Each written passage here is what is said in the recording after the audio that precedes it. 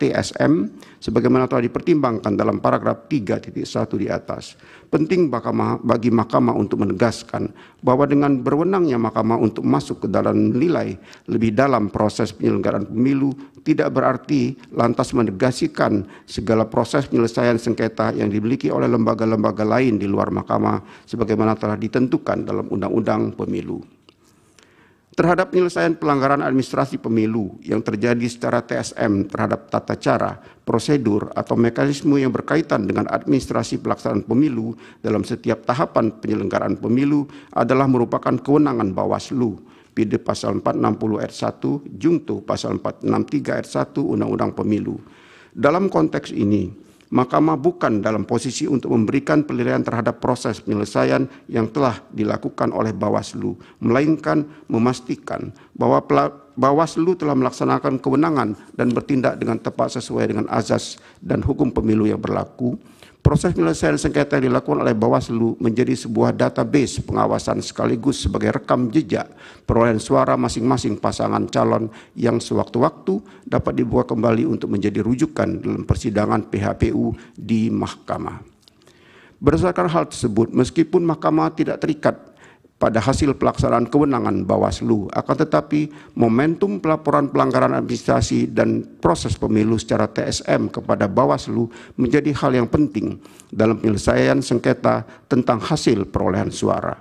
Sehingga dengan tidak adanya pelaporan pelanggaran pemilu secara TSM kepada Bawaslu, maka dapat dikatakan dugaan pelanggaran tersebut dianggap tidak pernah ada, kecuali dapat dibuktikan sebaliknya dalam persidangan. Secara konkret, posisi Mahkamah terhadap proses pelaksanaan kewenangan Bawaslu dalam perselisihan tentang hasil pemilihan umum adalah memastikan lembaga pengawas pemilu telah secara seksama cermat melakukan pengawasan, penilaian, dan penindakan dengan memberikan keputusan atau rekomendasi sesuai dengan azas dan hukum pemilu yang berlaku. Demikian pula dalam hal tata kelola pemerintahan. Termasuk dalam hal implementasinya, lembaga DPR juga mempunyai kewenangan konstitusional untuk melakukan pengawasan dan hak kewenangan yang dimiliki.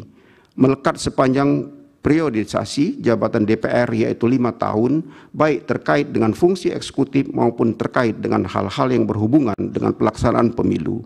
Oleh karena itu, peran yang saling berkaitan tersebut tidak menjadi beban di pundak Mahkamah Agung yang hanya diberi waktu 14 hari kerja untuk menilai segala yang berkaitan dengan hasil pemilihan umum.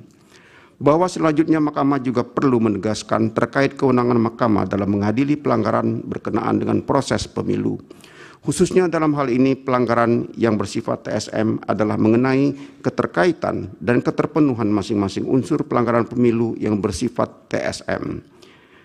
Ketentuan pasal 286 Undang-Undang Pemilu dan penjelasannya telah menentukan definisi atas pelanggaran yang terjadi secara terstruktur, sistematis, dan masif.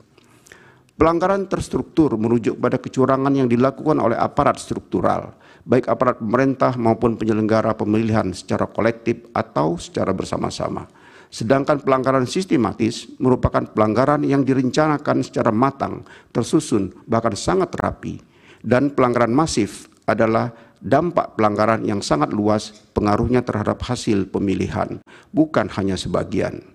Selanjutnya yang juga perlu diuraikan serta dibuktikan dalam persidangan adalah hubungan kausalitas antara pelanggaran tersebut dengan kebebasan pemilih dalam menentukan pilihannya, sehingga menyebabkan penyelenggaraan pemilu tidak memenuhi azas langsung, umum, bebas, rahasia, jujur, dan adil yang pada ujungnya berdampak atau berpengaruh secara signifikan terhadap perolehan suara kontestan pemilu.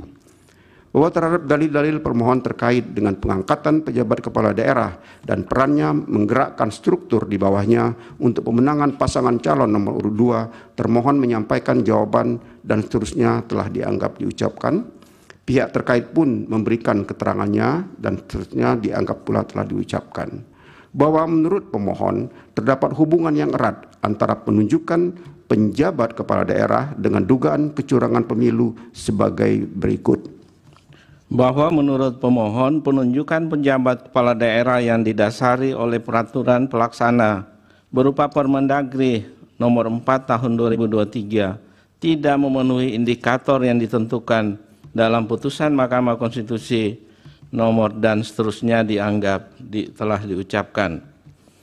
Pemohon mengajukan bukti P4, bukti P37, bukti P38, dan bukti P310 serta ahli Joherman Sajohan. Pihak terkait mengajukan ahli Margarito Kamis dan Halilul Khairi dan saksi Gani Muhammad, Andi Batara Lifu, Ahmad Doli Kurnia, dan Supriyanto. Bawaslu menyampaikan keterangan telah melakukan tugas pencegahan berdasarkan surat keputusan Bawaslu dan seterusnya dianggap telah diucapkan.